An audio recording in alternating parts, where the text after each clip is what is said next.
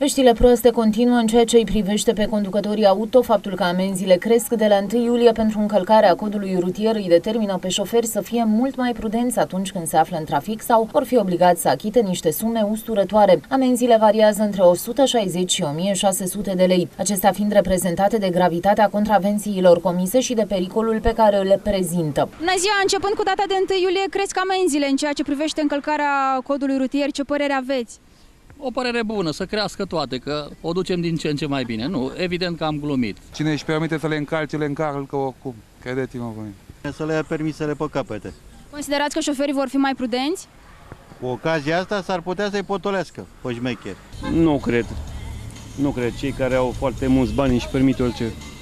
De asemenea, nu doar amenda îi sperie pe șoferi, ci și faptul că vor primi și un anumit număr de puncte, acestea variind de la caz la caz. Atenție șoferi! Începând cu data de 1 iulie cresc amenziile în ceea ce privește încălcarea codului rutier, astfel încât veți fi nevoiți să achitați între 160 de lei și 1600 de lei. Persoanele juridice vor fi nevoite să plătească o amendă între 170 de lei și 8000 de lei.